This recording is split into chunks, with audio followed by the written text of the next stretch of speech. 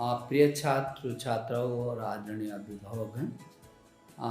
पीछे 7 महीने के लॉकडाउन के बाद यूजीसी ने फिर विश्वविद्यालय और कॉलेजों को खोलने के कुछ दिशा निर्देश गृह मंत्रालय और स्वास्थ्य मंत्रालय से व्यापक परामर्श के बाद कुछ दिशा निर्देश जारी किए हैं।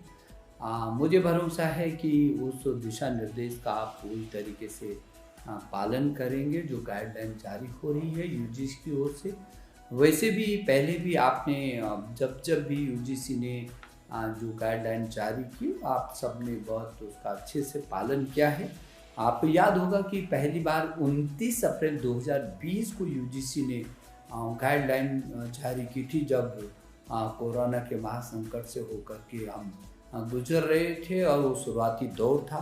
दूसरी बार फिर 6 जुलाई 2020 को दूसरी बार फिर यूजीसी ने दिशा निर्देश जारी किए थे विभिन्न विषयों को लेकर के, जिसमें ऑनलाइन शिक्षा थी, परीक्षा का संचालन था, प्रवेश प्रक्रिया थी, शैक्षणिक कैलेंडर जैसे बहुत महत्वपूर्ण विषयों पर था। और तीसरी बार जो है 24 सितंबर 2020 को यूजीसी ने तब भी गाइडलाइन दी थी और बहुत महत्वपूर्ण विषयों को उस समय भी जोड़ा था।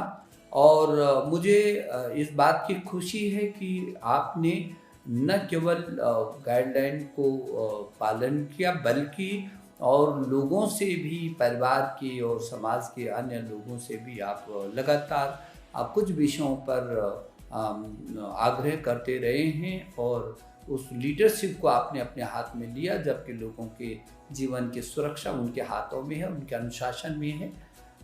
तो ये काम आपने किया है। फिर इस समय यूजीसी ने फिर गाइडलाइन जारी किया है क्रमबद्ध तरीके से राज्य सरकारों से और केंद्र शासित राज्यों से व्यापक परामर्श करने के बाद परिस्थिति को देखते हुए योजनाबद्ध तरीके से क्रमवार इस जो कॉलेज हैं, जो विश्वविद्यालय, उनको खोलने का दिशा निर्देश गाइडलाइन जारी किया है यूजीसी ने।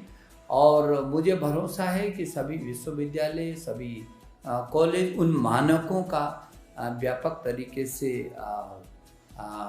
पालन करेंगे और जो सुरक्षा है और शिक्षा है दोनों का अच्छे से ध्यान रखेंगे, जिस तरीके से अभी तक भी आपने रखा है। और वैसे भी मेरे नौजवान साथियों, भाई और बहनों, आपको मालूम है कि हम ज्ञान आधारित अर्थव्यवस्था का जो हमने संकल्प लिया है और हिंदुस्तान को पूरी दुनिया का ज्ञान की महाशक्ति बनाने का जो हमारा सपना है, जिस मार्ग पर नई शिक्षा नीति के तहत हम तेजी से आगे बढ़ रहे हैं। और वैसे भी आपको मालूम है कि ये सारा जो कार्य है वो महाविद्यालयों और विश्वविद्यालयों से होकर के गुजरता है और उसमें आप ही सभी छात्र छात्राएं, जो शोध छात्र हैं, जो जितने भी विभिन्न विधाओं में पढ़ने वाले छात्र हैं, विभिन्न सब्जेक्ट को लेकर के आगे बढ़ने वाले हैं, चाहे तकनीकी के क्षेत्र में हो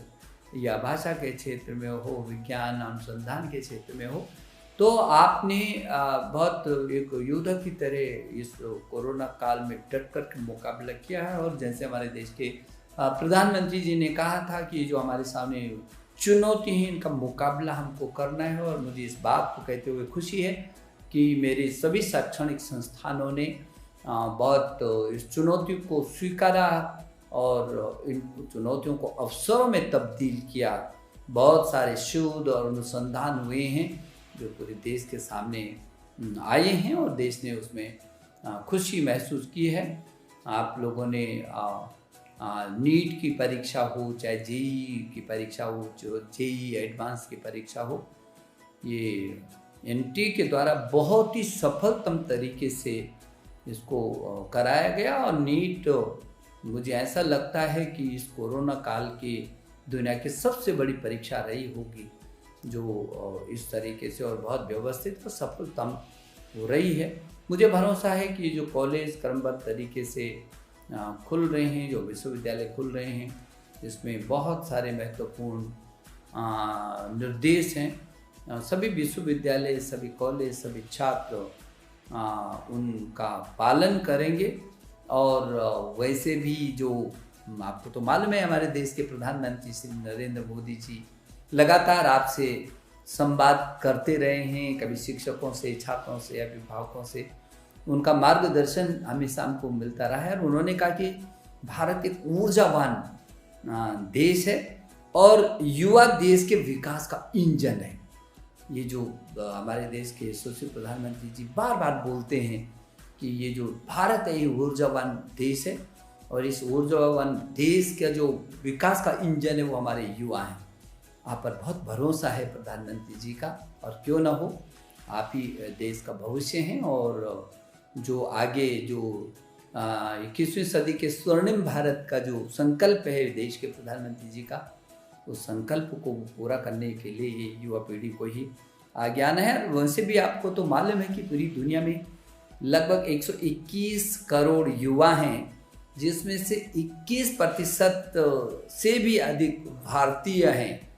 हमारे देश में लगभग 26 करोड़ युवा हैं, 26 करोड़, और हर पांचवा जो पेशेवर है पूरी दुनिया में, वो हर पांचवा भारतीय है।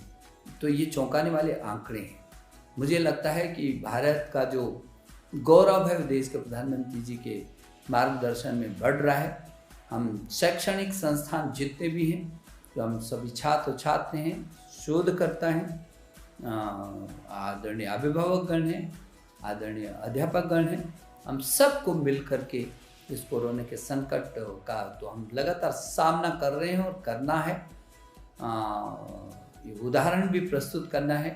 तो इसलिए मैं सबसे बहुत विनम्रता से मैं ये प्रार्थना करूँगा कि जो यूजीसी ने अभी गाइडलाइन जारी की हैं उसका अक्षरशः पालन हो, ताकि हमारे जो विश्वविद्यालय भी खुलें, महाविद्यालय भी खुलें, हम अपनी शिक्षा पर भी ध्यान दें और हम अपनी सुरक्षा पर भी ध्यान दें। मेरी शुभकामना। धन्यवाद।